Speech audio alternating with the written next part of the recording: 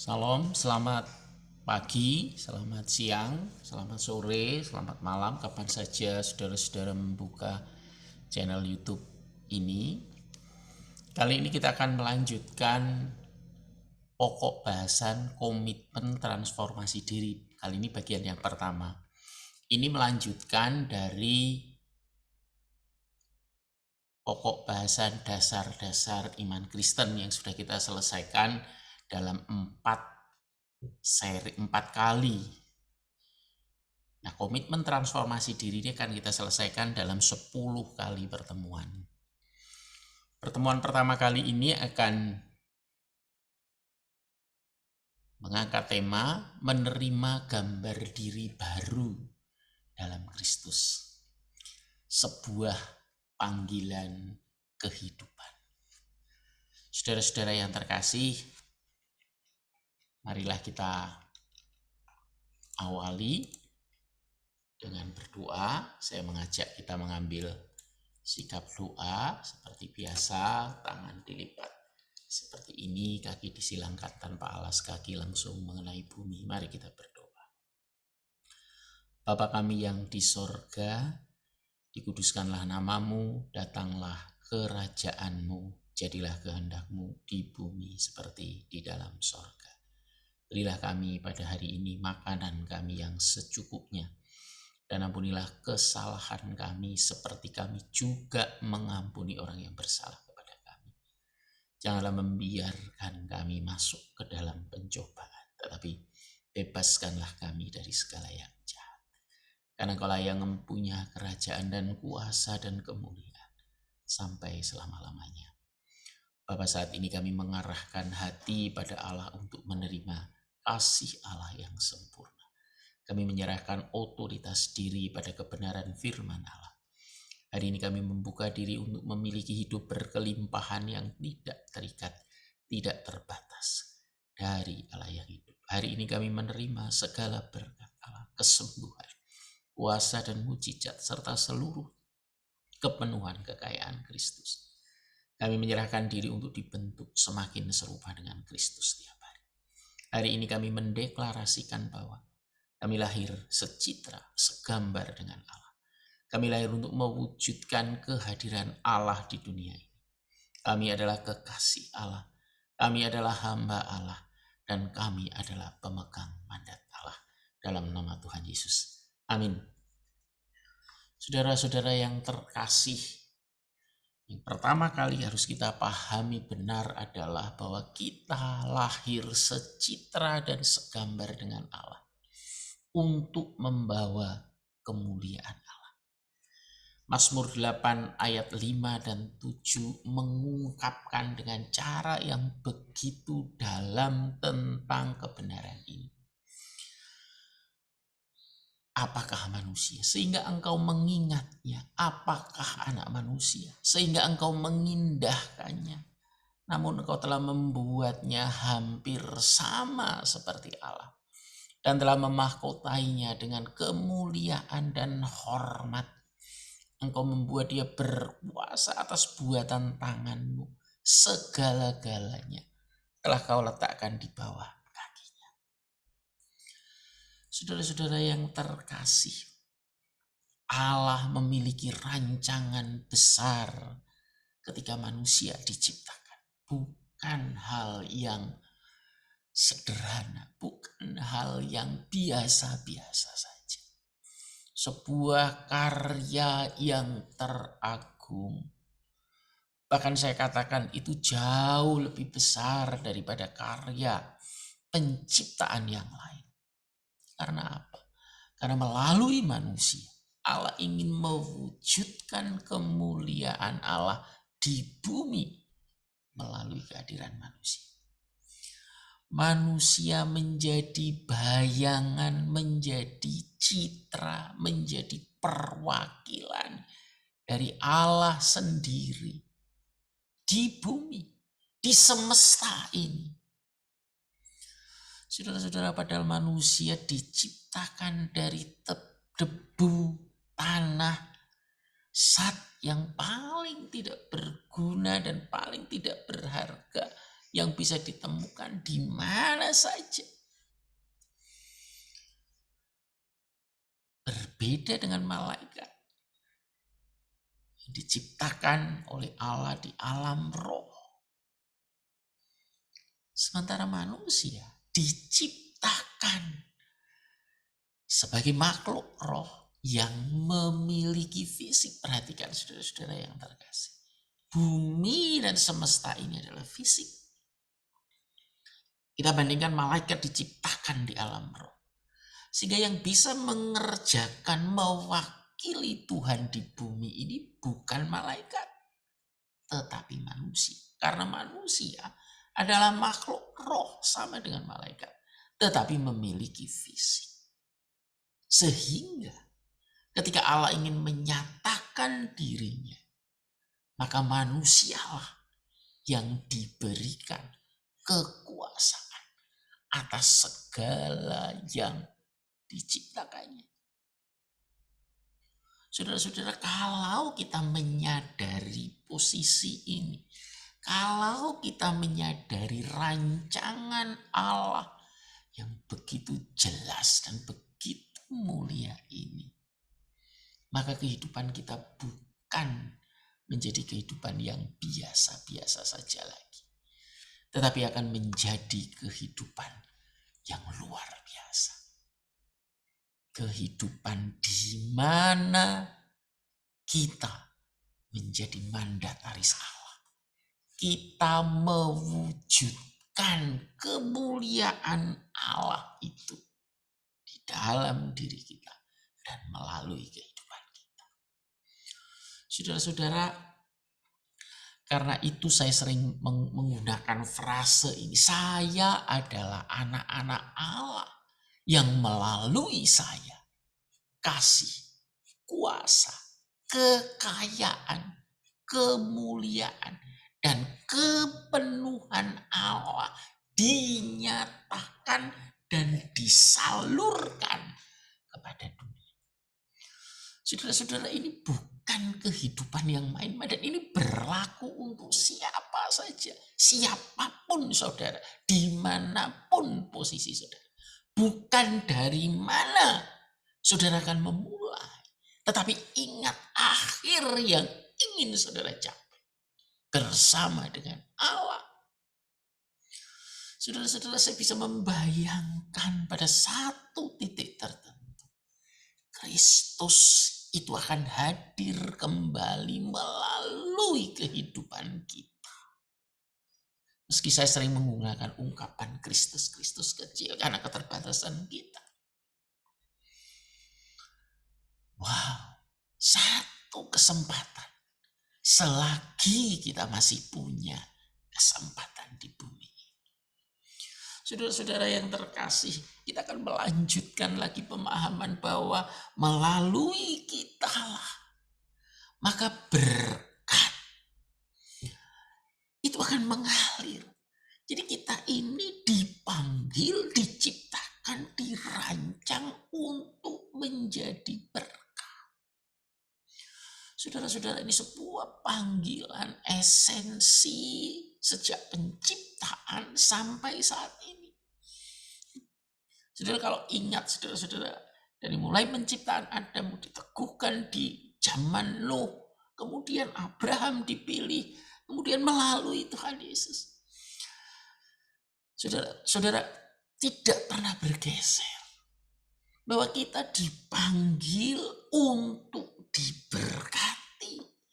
Tetapi melalui kita diberkati itu, berkat itu akan mengalir dari kehidupan kita pada sesama dan semesta. Saya mengingatkan kembali di Kejadian 1 ayat 26 sampai 28. Berfirmanlah Allah, baiklah kita menjadikan manusia menurut gambar dan rupa kita, supaya mereka berkuasa atas ikan-ikan di laut dan burung-burung di udara, dan atas ternak, dan atas seluruh bumi, dan atas segala binatang melata yang merayap di bumi. Ayat 28. Maka Allah menciptakan manusia itu menurut gambarnya. Menurut gambar Allah diciptakannya dia. Laki-laki dan perempuan ketentuan diciptakannya mereka. Allah memberkati mereka, lalu Allah berfirman kepada mereka, beranak cuculah dan bertambah banyak. Penuhilah bumi dan taklukkanlah itu. Berkuasalah atas ikan-ikan di laut dan burung-burung di udara dan atas segala binatang yang merayap di bumi. Ada kuasa. Kemudian ada perintah untuk memenuhi bumi dan menaklukkan. Saudara-saudara akan lebih tegas, lebih jelas lagi ketika memanggil Abraham di Kejadian 12 ayat 2 dan 3. Allah berfirman, aku akan membuat engkau menjadi bangsa yang besar dan memberkati engkau, serta membuat namamu masyhur, dan engkau akan menjadi berkat. Aku akan memberkati orang-orang yang memberkati engkau dan mengutuk orang-orang yang mengutuk engkau, dan olehmu semua kaum di bumi akan mendapat berkat. Saudara-saudara, ini bukan posisi yang biasa-biasa saja, tetapi sebuah posisi yang begitu luar biasa. Kita lanjutkan lagi di Amsal 19 ayat 17. Inilah panggilan kita. Siapa menaruh belas kasihan kepada orang yang lemah, memiutangi Tuhan yang akan membalas perbuatan. Saudara-saudara, belas kasihan yang mengalir kepada sesama kita, terutama orang-orang yang lemah, itu seolah-olah kita melakukan sebagai deposit kepada Allah. Ini luar biasa sekali, dan Allah tidak pernah berhutang kepada manusia. Tuhan Yesus menegaskan dalam Matius 5 ayat 44 ayat 40-nya. Perhatikan. Tetapi aku berkata kepadamu, kasihilah musuhmu dan berdoalah bagi mereka yang menganiaya kamu. Karena dengan demikian kamu menjadi anak-anak Bapamu yang di sorga, yang menerbitkan matahari bagi orang yang jahat dan orang yang baik, dan menurunkan hujan bagi orang yang benar dan orang yang tidak benar. Apabila kamu mengasihi orang yang mengasihi kamu, apakah upahmu? Bukankah pemungut cukai juga berbuat demikian? Perhatikan, kasihilah, bahkan berdoa dengan sungguh-sungguh bagi mereka yang menganiaya kamu, bagi mereka yang mengejek, menghina, dan membebani hidupmu sepanjang kehidupanmu. Karena apa? Karena kamu adalah anak-anak Allah dengan melakukan itu. Artinya, menjadi anak Allah adalah pribadi yang dipanggil dengan kekayaan Allah. Itu mampu menyalurkan kasih, doa, berkat, kuasa Allah di dalam hidupnya. Saudara, di Kisah 2 ayat 4, Kisah Para Rasul 2 ayat 46-47. Perhatikan apa yang dilakukan para rasul. Dengan bertekun dan dengan sehati mereka berkumpul tiap-tiap hari dalam bait Allah. Mereka memecahkan roti di rumah masing-masing secara bergilir dan makan bersama-sama dengan gembira dan dengan tulus hati sambil memuji Allah. Perhatikan, dan mereka disukai semua orang, dan tiap-tiap hari Tuhan menambah jumlah mereka dengan orang yang diselamatkan. Luar biasa, saudara-saudara. Inilah bukti bahwa kehadiran anak-anak Allah disukai semua orang. Dan mereka terus bertekun dan sehati. Sehingga kuasa ilahi itu semakin besar di dalam diri mereka, di dalam komunitas mereka. Dan akhirnya itu meluap, mengalir, membanjiri siapa saja yang mereka temui. Dengan kasih, dengan perhatian, dengan doa, dengan pengampunan, dengan berkat. Yang menjadikan banyak orang diselamatkan. Saudara-saudara, panggilan untuk menjadi berkat bagi sesama bahkan semesta adalah esensi dari karya keselamatan Kristus.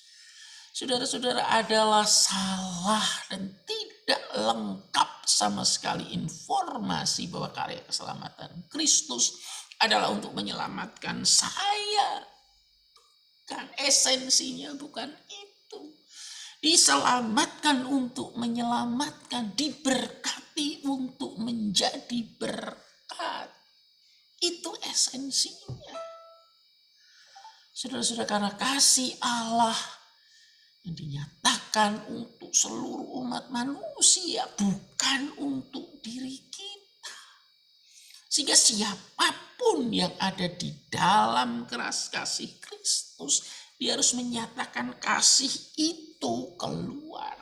Karena siapa yang ada di dalam kasih, itu tidak bisa ditahan untuk dirinya sendiri. Itu ciri kasih. Kasih itu selalu meluap, mencari objek yang dikasihi. Karena itu di Yohanes 4, siapa yang minum air dari aku, dari dalam hatinya akan muncul fountain, akan muncul mata air yang meluap keluar sampai pada kekekalan. Ciri kasih itu adalah tidak bisa ditahan untuk dirinya sendiri. Jadi ketika orang merasa diberkati dan berkat itu ditahan, bahkan berkat orang lain diambil untuk dirinya, keluarganya, itu bukan kasih. Pasti itu bukan kasih. Saudara-saudara yang berkasih, karena itu kepada kitalah dipercayakan kasih itu. Kasih adalah Allah sendiri. Dan di dalam diri kita dan melalui karya kita, pelayanan kita, kasih itu disampaikan kepada dunia. Saudara-saudara, 10 seri transformasi diri ini akan membawa kita semua untuk menyingkapkan apa yang sudah Tuhan kerjakan dan apa yang sudah Tuhan sediakan untuk kita sekalian. Yang paling penting adalah bagaimana kita dapat menerimanya dan menghidupinya. Karena setelah kita menerima, kita harus menjawab pertanyaan bagaimana kita bisa menghidupi apa yang telah kita terima itu. Sehingga akan mewujud nyata dalam kehidupan fisik. Tadi saya jelaskan di depan. Manusia benar adalah manusia roh. Tetapi dia hidup dalam kehidupan fisik di bumi, di semesta ini, yang membutuhkan perkara-perkara fisik untuk dapat merubah, menjadikan semesta ini lebih nyaman, lebih indah untuk didiami karena penuh dengan kemuliaan Allah. Saudara-saudara, karena itu pertama kali kita harus memahami dengan jelas bagaimana mekanisme yang terjadi di dalam diri kita, di dalam tubuh kita, di dalam jiwa kita, dan di dalam roh. Dengan demikian kita akan mengetahui dari dalam diri kita dan bagaimana kita mengeksplorasinya. Sehingga kita bisa memahami bagian-bagian yang melemahkan, bagian-bagian yang menguatkan dalam perjalanan kehidupan spiritualitas ini. Dalam kehidupan, menjalani kehidupan manusia roh kita ini di tengah-tengah, di dalam kehidupan manusia daging, dan di tengah-tengah dunia yang sudah jatuh ke dalam dosa. Saudara-saudara, sehingga kita akan memilih jalan yang paling baik, paling tepat, paling mulia, sesuai dengan rancangan Tuhan. Sesuai dengan apa yang Tuhan kehendaki ketika Tuhan menciptakan kita. Saudara-saudara, pertama kali saya ingin menjelaskan kembali tentang ada 2 bagian kehidupan manusia. Yang di atas adalah non-fisik, yang di bawah adalah fisik. Perhatikan, yang fisik, yang kelihatan. Yang non fisik adalah yang tidak kelihatan. Jiwa manusia terdiri dari pikiran, perasaan, dan kehendak. Dan roh manusia, saya menjelaskan di bagian lain, terdiri dari hati nurani, persekutuan, dan intuisi atau hikmat ilahi. Ini bagian yang tidak kelihatan. Saudara-saudara, kita bisa melihat dengan sederhana. Bagian yang kelihatan itu memiliki nilai yang sifatnya sesaat. Sementara, coba lihat, Anda makan sebentar lapar. Anda senang sebentar susah lagi. Itu bagian dari apa yang kita dengar, apa yang kita kecap, apa yang kita rasakan. Tetapi coba ke atas. Ilmu pengetahuan misalnya akan lebih lama selesainya. Apalagi kehidupan kekal yang kita terima melalui persekutuan dengan Roh Allah. Itu sifatnya kekal selama-lamanya. Perhatikan, kesenangan tubuh itu langsung bisa dinikmati. Kalau kita makan, kita langsung kenyang. Kalau kita minum manis, langsung segar. Minum air es misalnya, langsung segar. Langsung dinikmati. Tetapi apa yang terjadi dengan jiwa, apalagi roh kita? Prosesnya cukup panjang. Kemudian komitmennya juga cukup panjang. Karena apa? Karena kita bicara kekekalan itu miliar tahun. Sehingga ketika kita membayarnya dengan beberapa tahun, bahkan mungkin beberapa puluh tahun, itu tidak terbanding dengan yang akan kita terima dalam kekekalan. Perhatikan benar. Karena itu gak heran ketika tubuh hanya memiliki usia 70 tahun, kita makan sesuatu, kita langsung kenyang. Karena hanya dinikmati 70 tahun. Ya mungkin tidak sampai 70 tahun karena makan sebentar lagi juga lapar. Mungkin hanya 6 jam. Karena itu langsung dinikmati. Tapi ketika kita bicara tentang bagian yang tidak kelihatan dari diri kita membutuhkan waktu, membutuhkan komitmen, membutuhkan, kalau saya selalu katakan, integritas. Karena apa? Ini bicara tentang kekekalan. Ini yang menarik. Karena itu perhatikan hidup kita. Saudara-saudara, perasaan kita terbatas. Dan kekurangan hanya muncul ketika kita tidak mengetahui dan menyadari betapa besarnya karya Allah yang telah dilakukannya dan yang telah disediakannya bagi kita. Perhatikan. Bahkan di dalam jiwa pun pemahaman kita ini begitu terbatas. Mau teolog sekalipun, mau siapapun yang mendalami Alkitab, mereka semakin mendalami, semakin sadar betapa terbatasnya kapasitas pikiran kita, kapasitas perasaan kita, kapasitas kehendak kita.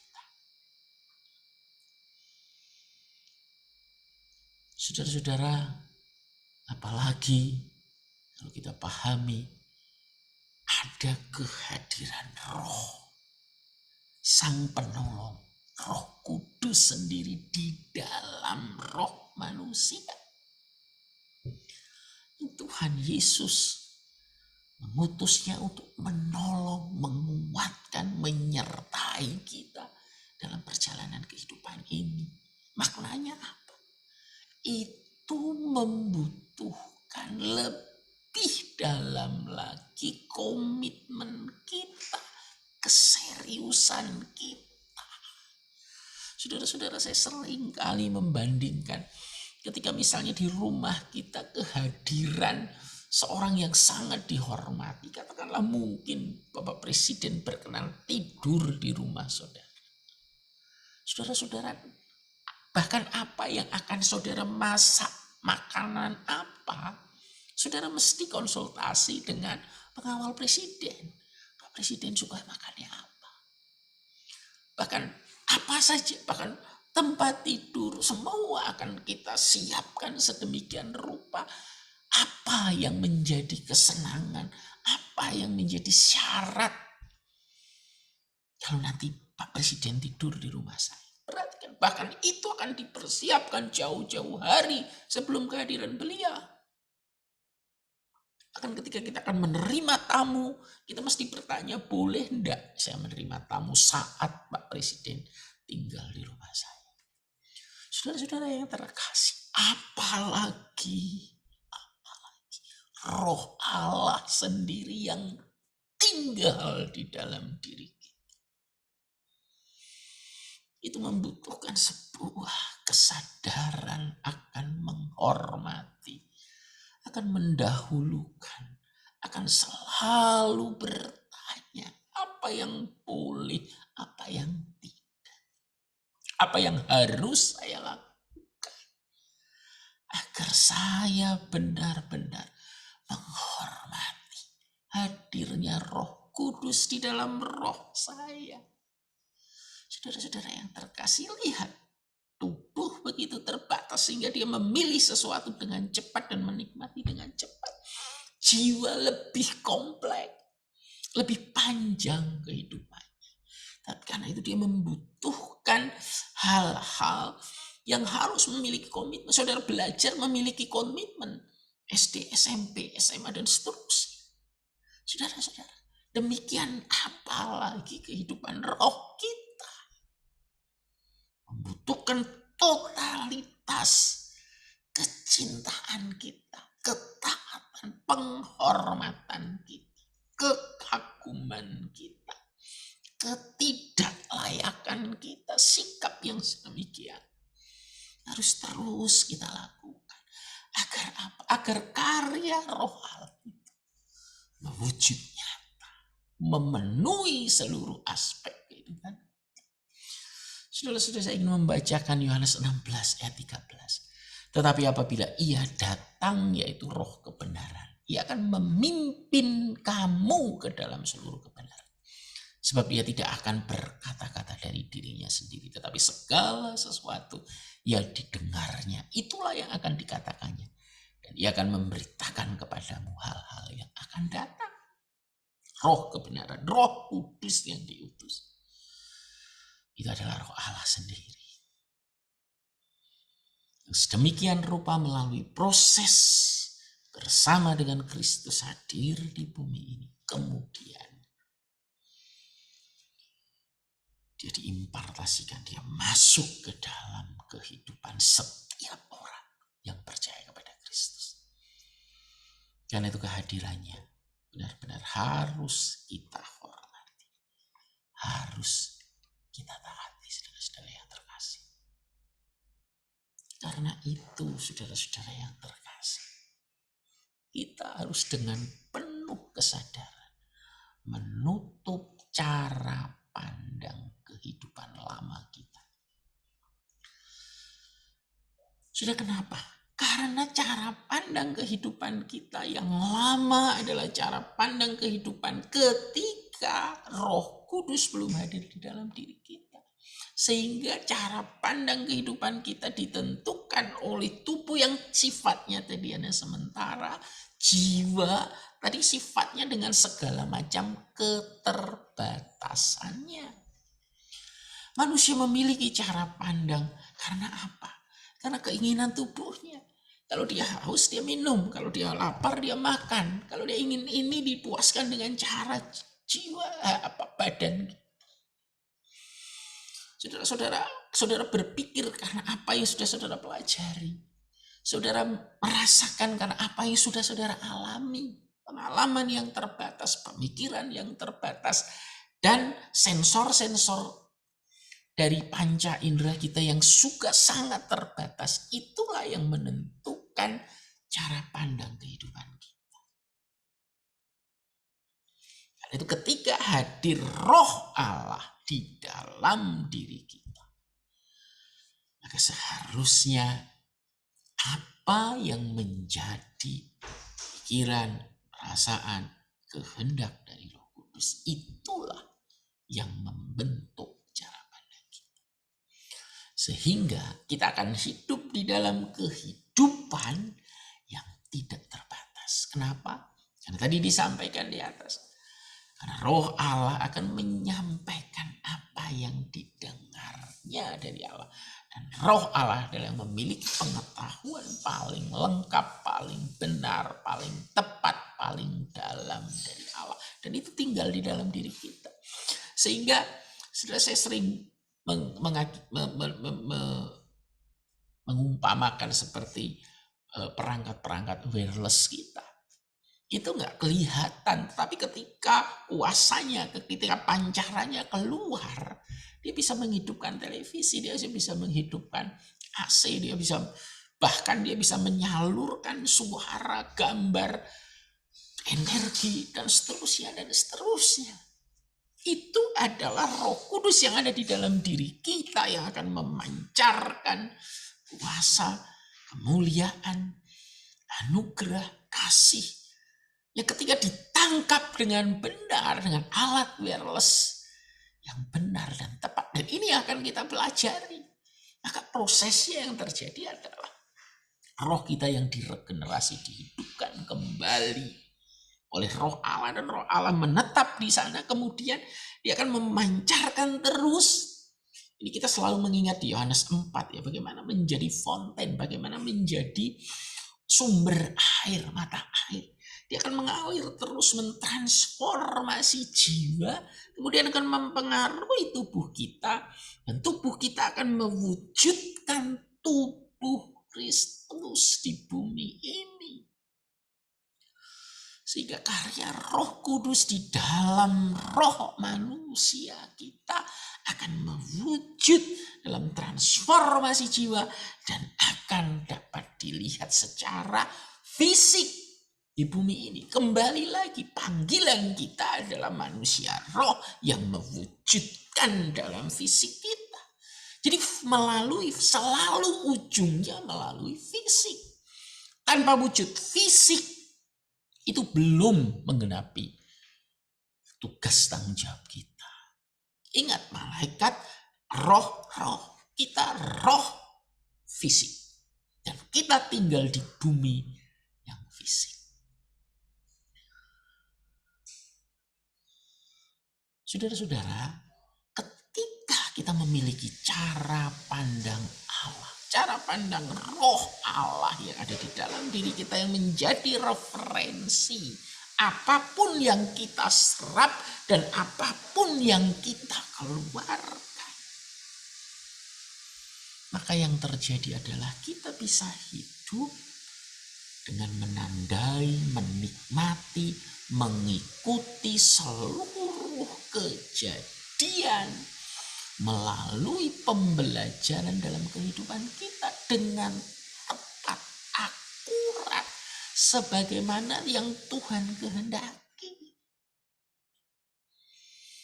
Karena kita bukan lagi tertarik hal-hal yang sifatnya fisik dari tubuh ataupun dari jiwa. Karena itu dangkal, walaupun jiwa lebih dalam daripada tubuh. Tetapi roh jauh segala-galanya. Perhatikan, pikiran kita itu hasil riset itu terbatas. Tetapi hikmat dari Allah itu yang menciptakan seluruh jagat raya ini. Dan dia diam di dalam diri kita. Ketika dia mengimplementasikan hikmat ilahi, maka hikmat kita tidak terbatas dibanding dengan hikmat dari pembelajaran, pendidikan, pengalaman kita yang serba terbatas. Jadi ketika kita menghidupi spiritualitas kita menghidupi manusia roh, itu akan berkembang dengan hebat dan dominan di atas segala analisa panca indera kita, pikiran, perasaan, dan kita. Jelas, karena sumbernya yang satu dari manusia, yang satu dari Allah sendiri. Saudara-saudara, yang perlu saya ingatkan dengan sangat jelas di sini adalah adanya kehendak bebas. Dalam gambar ini ada di jiwa manusia. Jadi perhatikan, jiwa manusia adalah pemegang kehendak bebas. Saudara-saudara, pusat dari kehidupan manusia terdapat dalam jiwanya. Jadi jiwalah yang memilih keputusan. Apakah dia ingin membuka keran? Ini ada keran yang ada di jiwa manusia. Sehingga dia mengikuti kehendak roh atau berdasarkan pikiran, perasaan, dan kehendak jiwanya sendiri yang diperoleh dari stimulasi tubuh. Jadi tubuh dan jiwa memang seolah-olah satu. Karena apa yang disebut stimulasi tubuh itu kemudian dianalisa oleh jiwa. Dan kemudian diambil keputusan apakah dia akan mendengarkan dari Roh Kudus atau tidak. Saudara-saudara, sekali lagi harus saya tekankan betapa krusialnya masalah ini. Dan betapa besar sekali perbedaan, bahkan mutlak perbedaan antara keputusan jiwa membiarkan dirinya yang berkuasa, jiwa dan tubuhnya, atau roh yang mengambil keputusan. Saudara-saudara, saya harus mengingatkan sekali lagi. Kehendak bebas tidak pernah dicabut. Karena apa? Karena manusia adalah gambar dan rupa Allah yang sudah dilengkapi lebih dari cukup untuk memiliki pertimbangan bagi dirinya saat ini dan di kekalahan. Yohanes 3 ayat 6 mengingatkan kita.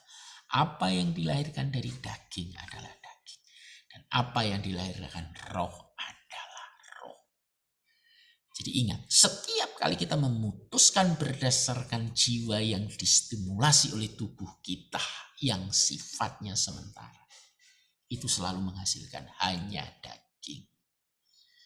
Daging akan membawa kepada kematian, akan ditinggal di bumi. Apapun yang saudara putuskan berdasarkan jiwa, itu akan tertinggal di bumi. Hanya yang ketika Anda putuskan dalam pimpinan roh atau dilahirkan oleh roh, itu akan kekal. Ini jelas pilihannya ada di kita. Saudara-saudara, saya ingin menekankan bagaimana hidup menurut daging. Realitanya hidup menurut pimpinan roh itu sukar, lebih sulit. Kenapa? Karena tadi kita sudah jelaskan, keinginan daging ini sifatnya instan, segera. Sementara kita hidup di bumi lebih banyak berinteraksi dengan daging, dengan tubuh kita. Sehingga kehidupan daging jauh lebih sesuai. Sekali lagi, jauh lebih sesuai dengan standar di bumi. Rasanya lebih nikmat, lebih cepat, lebih berpengaruh pada diri manusia. Saudara-saudara, yang kedua, manusia juga masih hidup dalam daging. Dan masih banyak godaan dan cobaan yang menyangkut masalah daging. Tabiat-tabiat daging sudah ada dan melekat pada diri manusia. Sehingga hal ini menyebabkan orang percaya sulit hidup dalam pimpinan Roh Kudus. Jadi daging ini sudah ada sejak kita lahir. Saudara, kita bertobat, masing-masing orang berbeda-beda. Jadi tabiat daging itu masih terus kita bawa, sudah kita bawa dan terus kita bawa. Dan perlu kita perhatikan, bukan hanya pada saat kita lahir loh ya. Kita lahir sudah membawa dasar-dasar pendidikan dari orang tua. Bahkan ketika ada di dalam kandungan, kita sudah membawa genetika.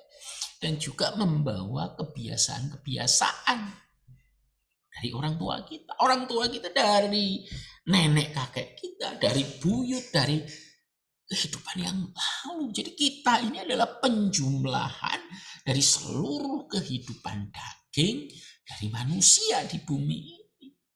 Jadi tabiat-tabiat daging itu sudah melekat pada diri kita dan terbiasa dilakukan oleh nenek moyang kita sampai kita. Jadi memang sulit ketika ini harus dirubah ketika kita mungkin bertobat pada usia 17, 18, 30 dan seterusnya. Dari pimpinan roh. Saudara-saudara, hidup menurut daging berarti memikirkan hal-hal yang dari daging. Apa saja misalnya? Materi, kekayaan, kekuasaan. Pokoknya sifat-sifat yang fisik yang bisa dinikmati di bumi ini. Itu sifatnya ke daging. Dalam Galatia 5 ayat 19 dikatakan, keinginan daging adalah percabulan, kecemaran, hawa nafsu, penyembahan berhala, roh pemecah, kedengkian, kemabuan, pesta pora, sihir, perseteruan, perselisihan, iri hati, amarah, kepentingan diri sendiri, pencideraan. Sudah perhatikan. Semua keinginan daging adalah hal-hal yang biasa dinikmati di bumi. Ambil misalnya percabulan. Iya, itulah yang di mana-mana dicari orang. Kecemaran. Di sini kelihatannya bahasanya negatif, tapi begitu dibentuk dalam berbagai mungkin film, mungkin lagu, mungkin pertunjukan. Jadi biasa-biasa, hawa nafsu dan seterusnya. Kata-kata yang seringkali dibuat menjadi soft, tetapi esensinya sama. Penyembahan berhala itu tidak harus membentuk seperti zaman Nebukadnezar, bukan. Penyembahan berhala adalah menyembah sesuatu yang bukan Allah. Menyembah itu artinya mengagungkan, mengutamakan, mencintai Dia jauh lebih daripada Tuhan. Itu menyembah berhala. Dan seterusnya. Semua itu dinikmati dan disenangi oleh daging dan oleh dunia ini. Karena dunia sudah jatuh dalam dosa. Dan semua keinginan daging itu mengarah pada maut, yaitu kematian kekal. Roma 8 ayat 6. Keinginan daging adalah perseteruan dengan Allah karena ia tidak takluk terhadap hukum Allah. Roma 8 ayat 7. Ketika saudara baca Roma 8 ayat 5, 6, dan 7 mengingatkan kita betapa bahayanya hidup menurut keinginan daging. Sekarang kita bicara di sisi yang lain. Di sisi ekstrim sebelah kiri, sekarang sebelah kanan, hidup dalam roh. Saudara-saudara, hidup menurut roh Allah, gambarnya seperti ini. Roh Allah memancar keluar. Artinya roh pemberi hidup yang telah memerdekakan kita di dalam Kristus dari hukum dosa dan hukum maut. Itu yang memegang kendali kita. Roma 8 ayat. Karena dosa tadi pada dasarnya membawa manusia kepada kematian kekal. Tetapi ketika roh Allah bekerja, dia akan menghidupkan, dia akan melepaskan, ini yang menarik, melepaskan dari belenggu dosa dan kematian. Jadi roh Allah yang ada di dalam diri orang percaya juga akan menghidupkan tubuh mereka yang fana. Roma 8 ayat 11. Sehingga tubuh ini, perhatikan, tubuh ini bisa menjadi alat yang mulia bagi kemuliaan Allah. Ini yang sering kali jarang kita perhatikan. Jadi kita lebih banyak mempersembahkan tubuh ini pada dosa sehingga menimbulkan kecemaran dan keterikatan kita.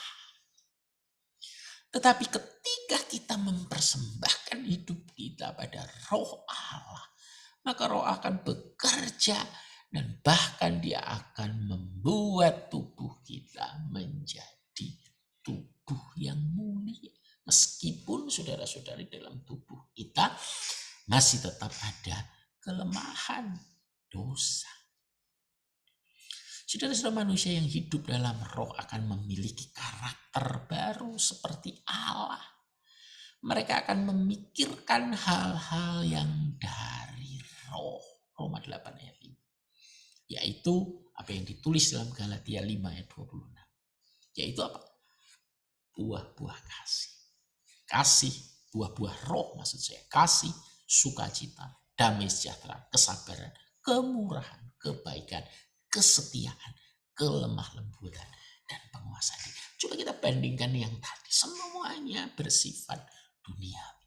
Tapi coba perhatikan buah roh. Kasih. Saudara-saudara, kasih ini begitu dibutuhkan oleh dunia ini, tetapi orientasinya bukan pada diri sendiri, bukan pada kenikmatan diri, tetapi kasih ini memberdayakan orang. Sukacita, sukacita itu membuat orang di sekitar kita juga bersukacita. Perhatikan orientasinya, damai sejahtera. Damai sejahtera itu akan dinikmati banyak orang. Sudah perhatikan orientasinya.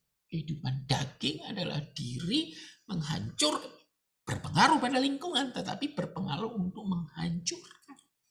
Tetapi coba lihat, buah roh, diri sendiri dan lingkungan dipengaruhi, tetapi membawa kepada kehidupan yang lebih mulia, lebih berorientasi pada jangka panjang dan jangka yang kekal. Sementara keinginan tubuh tadi berorientasi jangka pendek dan menghancurkan. Saudara-saudara, keinginan yang muncul dari orang yang dipimpin roh Allah adalah hidup dan damai sejahtera. Roma 8 roh Allah, roh Kristus adalah tanda di mana orang adalah milik Kristus. Kalau tidak ada roh Kristus, maka orang bukan milik Kristus. Roma 8 ayat 9. Jadi jika orang ingin hidup menurut roh, maka ia harus mematikan keinginan daging. Roma 8 ayat 13. Jelas, ketika jiwa kita mau berkuasa, roh akan tertutup. Karena kehendak bebas ada di jiwa. Karena itu matikan keinginan jiwa. Matikan jiwa. Saudara-saudara, hanya dengan itu orang-orang yang dipimpin roh Allah akan disebut sebagai anak-anak Allah. Jadi anak-anak Allah itu mempunyai prasyarat, yaitu dipimpin oleh Roh Kudus. Roma 8 ayat 14. Roh Allah menjadikan mereka anak Allah. Roma 8 ayat 15. Setiap orang yang dipimpin roh Allah, mereka selalu berseru kepada Allah dengan mengatakan, ya Aba, ya Bapa. Ayat 15. Jadi jelas bahwa menjadi anak-anak Allah ini memiliki prasyarat, mematikan jiwa kita dan menyerahkan hidup kita dipimpin oleh roh. Saudara-saudara yang terkasih, anak-anak Allah yang dipimpin roh Allah, mereka akan bersaksi bersama-sama dengan roh manusia kita bahwa mereka adalah anak-anak Allah. Dan ketika, perhatikan ini, dan ketika mereka adalah anak-anak Allah, mereka adalah ahli waris kerajaan Allah yang berhak menerima janji-janji Allah. Ini ada kaitannya satu sama lain. Jangan dipotong-potong. Roma 8 ayat 17. Jadi saudara-saudara yang terkasih, cobalah kita memahami bahwa ternyata terdapat faktor yang tersembunyi yang sangat kuat mempengaruhi kehidupan kita. Yang pertama, harus kita ingat betapa sentralnya keputusan jiwa kita. Dan hanya ada dua alternatif, sumber inspirasi, cara pandang kehidupan yang kita pilih, referensi hidup kita. Apakah keinginan tubuh atau keinginan roh? Ini semacam pengambil keputusan. Dan keduanya memiliki konsekuensi yang berbeda sama sekali. Mengikuti pimpinan roh berarti masuk dalam rancangan Allah, kesempurnaan rencana Allah sejak semula. sementara kehidupan daging akan menuju pada kematian dan kehancuran yang berujung pada kebinasaan kekal. Saudara-saudara, kesimpulannya adalah jiwalah yang menjadi kunci pengambil keputusan. Tetapi semua itu bisa terjadi karena kesempurnaan karya Roh Allah. Jadi jiwa mengambil keputusan hanya membuka diri. Tetapi Roh Allah yang bekerjalah sumber kekuatan. Saudara-saudara, sehingga manusia menguasai kedua faktor ini, maka manusia akan mampu menjalani kehidupan secara maksimal untuk meraih yang terbaik yang mungkin dia capai. Dan dua faktor yang menentukan itu ada di dalam non-fisik.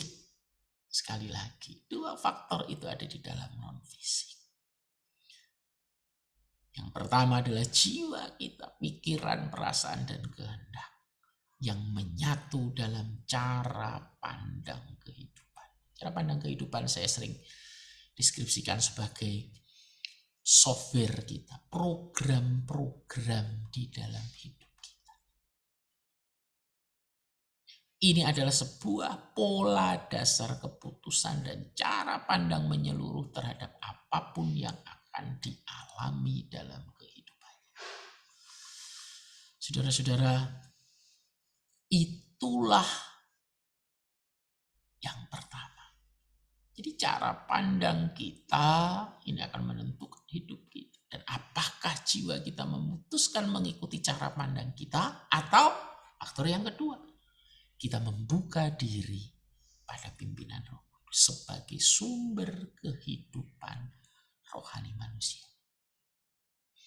Dan keduanya tidak terlihat melalui mata kita.